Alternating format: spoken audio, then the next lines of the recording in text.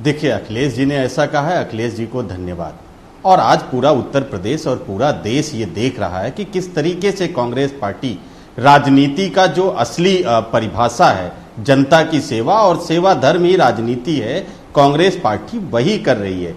हमने गरीबों को, श्रमिकों को, कामगारों को जितनी मदद हो सकती थी कांग्रेस पार्टी के रूप में, कांग्रेस पार्टी ने पूरे देश में वो किया। हमने ट्रेनों के लिए पैसे दिए, हमने लोगों को घर पहुंचाने के लिए जहां जहां हमारी सरकारें हैं वहां से हमने बसें लगाई, लोगों को राशन पहुंचाया, सब कुछ हमने किया। मैं बीजेपी प्रवक्ता को भी सुन रहा था, ये कह रहे थे कांग्रेस राजनीति कर रही थी। हाँ, कांग्रेस अगर सेवा करना राजनीति है, जिसको हमने कहा यही परिभाषा है, तो कांग्रेस तो राजनीति कर रही थी, क्योंकि कांग्रेस के लिए राजनीति का मतलब है सेवा का धर्म, सेवा भाव, जनता की सेवा, जनता को मदद पहुंचाना। लेकिन योगी जी क्या कर रहे थे? मान लीजिए हमारी 800 बसें थी, तो आपने 800 बसें रोक दी, और अगर वो 3 दिन तक वहां खड़ी रही और 3 दिन तक वो बसें चलती तो करीब 1 लाख लोग अपने घरों को पहुंच जाते। लेकिन रिजल्ट क्या रहा? ये कह रहे हैं योगी जी ने बड़े काम किए। योगी जी केवल अपने 5 कालीदास मार्ग में अपने 11 लोगों के साथ लगातार दिखे हैं, या तो किसी चैनल को बाइट देते हुए दिखे हैं। किसी गरीब के बीच योगी जी कभी नहीं दिखे। सड़क पे चलते हुए किसी गरीब से बात करते हुए योगी जी कभी नहीं दिखे। ये इसलिए है क्योंकि ये उनकी सामंतवादी सोच है। पक्ष नहीं था, गरीबों से उनको घृणा आती है, शायद आपने सही से देखा नहीं है। तमाम तस्वीरें हमने भी दिखाई, जब लोगों के बीच जा रहे थे, पूछ रहे थे कोई समस्या तो नहीं है, कोई दिक्कत तो नहीं है। अभी हॉस्पिटल में गए तब भी शायद आपने नहीं देखा। ठीक है, हम उस मुद्दे पर चर्चा नहीं कर रहे। उमा शंकर जी, भारतीय जनता पार्टी नहीं, उमा शंकर जी, उमा शंकर जी, वो गरीबों के साथ खड़े आप बस चलवाने की बात कह रहे हैं ना। अखिलेश यादव ने तो ये भी पूछा, अखिलेश यादव ने तो आपसे भी पूछा है कि जब वो मजदूर दिल्ली से और मुंबई से चल रहे थे तो आपकी बसें कहां थी? सूट बूट धारियों से प्यार और गरीबों से नफरत झलकती है। आप समझिए, योगी जी ने जितना कुछ योगी जी का देखा गया इस कोरोना काल में, जितना भारतीय जनता पार्टी का देखा गया, वो गरीबों की राह जाते हुए देखे गए। चाहे वो बगैर समय दिए हुए 4 घंटे में लॉकडाउन की घोषणा करके ट्रेन, बस सब बंद कर देना, गरीब जहां का तहां वहां रह गया, और नतीजा वो भूख प्यास से तड़पता रहा। अपने घर को जाने के लिए उसके रास्ते बंद कर दिए गए। वो सैकड़ों हजार किलोमीटर पैदल चलने को विवश किया। गर्भवती महिलाएं, धारा प्रवाह बोलेंगे तो काम कैसे चलेगा भाई? आपसे सवाल किया गया, आपने जवाब दिया, लेकिन इसका मतलब ये थोड़ा है कि आपकी गाड़ी चलती जाएगी, आप चुप नहीं होंगे। ठीक है, ऑडियो डाउन करिए सबका। सुनील सिंह साजन जी, अब मैं एक दूसरे सवाल की तरफ बढ़ता हूं सर। अखिलेश यादव जी से आज हमने ये भी सवाल किया कि जमातियों के मुद्दे पर आपकी क्या राय है, आपकी क्या प्रतिक्रिया है, तब किंतु परंतु के साथ ही लेकिन उन्होंने क्लीन चिट दे दी। ऐसा क्यों सर? कोई जांच करवाई क्या समाजवादी पार्टी ने अपने लेवल पर, जिससे तय हो गया कि जमातियों की वजह से संक्रमण शुरुआत में नहीं फैला? देखिए, सवाल जांच का नहीं है, सवाल इस बात का है कि क्या संक्रमण भी जानता है कि कौन जाति, कौन धर्म, कौन मजहब, कौन छोटा, कौन बड़ा, कौन गरीब, कौन शहर, कौन गांव का है? मैं कह रहा हूं कि उत्तराखंड सरकार पूरा क्वारंटीन है, तो क्या सरकार फैला रही है? या उत्तर प्रदेश के कैबिनेट मंत्री? सर मैं आपको रोक रहा हूं, आप सवाल समझे नहीं फिर शायद। बात ये ना, मान लीजिए अगर सुनील, मान लीजिए भगवान ना करे सुनील साजन को कोरोना संक्रमण हो जाए, या फिर मुझे कोरोना संक्रमण हो जाए, तो मैं इसको बताऊंगा ना भाई, छिपाऊंगा थोड़ी ना। मैं तो डॉक्टर के पास जाऊंगा, मैं कहूंगा कि मुझे सिम्टम्स आ रहे हैं, देखिए मेरा ट्रीटमेंट करिए। उस वक्त उन्होंने जो किया, क्या वो करना चाहिए था क्या? और या फिर उन्होंने कर दिया तो आप क्लीन चिट देंगे सर उनको? देखिए, इस बात को लेकर के तो कोई नहीं कह सकता है कि कोई जानबूझ करके अगर कोरोना फैला रहा तो सही है। लेकिन इस देश में जितने भी केस आए हैं उसमें 80% से ज्यादा केस कोरोना पेशेंट के ऐसे हैं जिनमें कोई लक्षण नहीं है।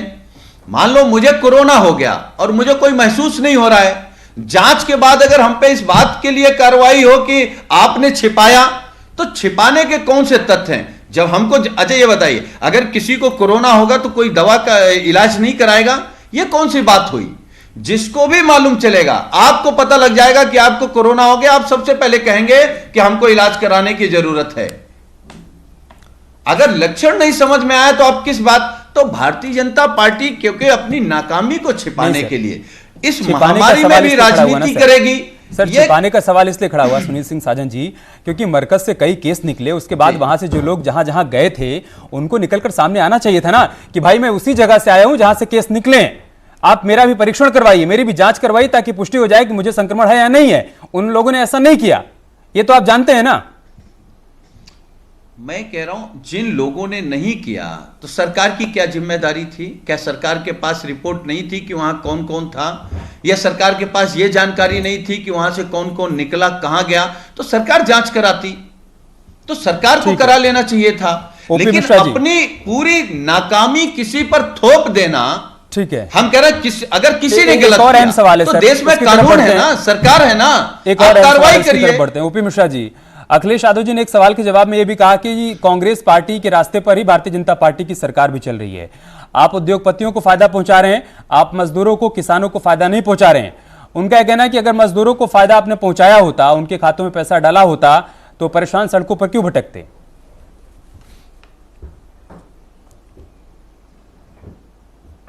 नहीं, देखिए ये आरोप तो सरासर गलत है। उद्योगपतियों को कहीं से कोई फायदा पहुंचाने वाली कहीं कोई बात ही नहीं है।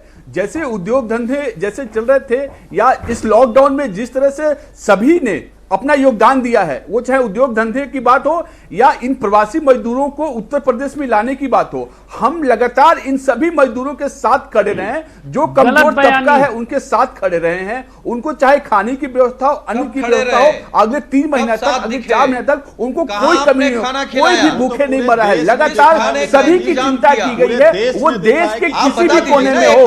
और उत्तर प्रदेश में योगी जी की सरकार ने हर उस व्यक्ति की चिंता की है जिसके पास भोजन पहुंचना चाहिए।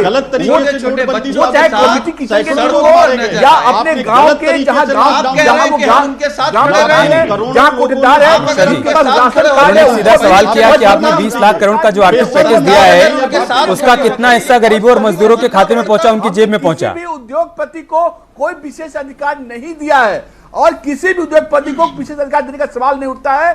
देश एक महामारी से लड़ रहा है, हम सबको लड़ना है, हम सब लड़ रहे हैं। आपने जो दिया है 20 लाख करोड़ का योजना, उसमें 90,000 करोड़ तो आपने अडानी अंबानी के लिए राख कर दिया जा रहा है, कंपनी चलाने के लिए। ठीक है दीपक मिश्रा जी, आज जिस तरीके से आप सब लोग बोल रहे हैं मुकाबला 1 वर्सेस 3 हो गया है, ओपी मिश्रा जी अकेले पड़ गए और आप तीनों के सुर एक जैसे सुनाई पड़ रहे हैं। अब मैं एक दूसरे सवाल की तरफ बढ़ता हूं। क्या अभी इस बात का स्कोप है कि समाजवादी पार्टी और पीएसपीएल का विलय हो जाए या फिर गठबंधन के कोई संकेत हैं? क्योंकि अखिलेश यादव ने कह दिया है कि हम बड़ी पार्टियों की तरफ नहीं जाएंगे, छोटी पार्टियों के लिए स्कोप है। तो शिवपाल यादव समाजवादी पार्टी का हिस्सा होंगे या फिर किसी प्रकार का कोई गठबंधन होने जा रहा है? क्या ये प्रश्न मुझसे है या? हाँ सर, आपसे ही है दीपक जी। पीएसपीएल के प्रवक्ता आप ही है ना सर अभी फिलहाल? तो देखिए, अभी आप सुनील जी के साथ नहीं है ना? जी देखिए एक बात मैं स्पष्ट कर दूं, शिवपाल सिंह जी का रवैया प्रथम दिन से यही है कि किसी प्रकार इन मायावी मेधावी सांप्रदायिक शक्तियों को रोका जाए, और इसके लिए उन्होंने प्रयास किया भी। और समाजवादी आंदोलन का, समाजवादी नेतृत्व का यह इतिहास रहा है कि जब ये एक मंच पर हुए हैं, एक मन हुए हैं, यह तभी जीते हैं। मैं अभी पढ़ रहा था डॉक्टर लोहिया का बयान जो 1964 में उन्होंने दिया था जयप्रकाश नारायण जी को आमंत्रित करते हुए। तब उन्होंने कहा था कि अगर सोशलिस्ट आंदोलन को बचाना है और तब भी और गैर कांग्रेसवाद से देश को बचाना है, आज तब का गैर कांग्रेसवाद आज का गैर भाजपावाद का रूप ले चुका है, तो हमें एक मंच से होना पड़ेगा। ठीक है, हमेशा से लोहिया की भाषा बोलते रहे सुनील जी। और जहां तक 17 विधानसभा चुनाव से पहले आप कांग्रेस के साथ चले गए सर, 19 से पहले बीएसपी के साथ चले गए और अब लौट के फिर चाचा की तरफ जा रहे हैं। क्या गलती का एहसास हो गया, अवलोकन कर लिया आप लोगों ने कि बहुत बड़ी गलती हो गई थी उनको अलग करके? देखिए, माननीय राष्ट्रीय अध्यक्ष जी ने कई मंचों से इस बात को कहा कि हमने 2 अलग अलग पार्टियों से गठबंधन करके अनुभव लिया है और अब समाजवादी पार्टी की राय बनी है कि हम अकेले चुनाव लड़ेंगे, न बसपा के साथ जाएंगे न कांग्रेस के साथ जाएंगे। छोटे दलों को उन्होंने कहा है माननीय राष्ट्रीय अध्यक्ष जी ने कि हम एडजस्टमेंट करेंगे। तो जहां तक सवाल माननीय शिवपाल सिंह यादव जी का है, तो उनकी वाली सीट के लिए राष्ट्रीय अध्यक्ष जी ने कहा कि वहां समाजवादी पार्टी नहीं लड़ेगी। बाकी क्या होगा, क्या तालमेल बनेगा, किस तरीके से रणनीति बनेगी, ये उमाशंकर जी कुछ कहना चाहते हैं। उमाशंकर जी, कोई चुनौती होगी अगर पीएसपीएल और एसपी एक साथ आ जाए तो जल्दी से? देखिए, कांग्रेस पार्टी के लिए कोई चुनौती नहीं है। चुनौती नहीं होगी, उनकी एक पक्षीय हार होगी। जिस तरीके से कांग्रेस पार्टी, आप कह रहे हैं चुनौती नहीं होगी, दीपक मिश्रा जी कह रहे हैं पक्षीय हार होगी। लोगों की बहुत शुक्रिया आप सभी का हमारे साथ जुड़ने के लिए, महाबहस का हिस्सा बनने के लिए। महाबहस में इतना ही।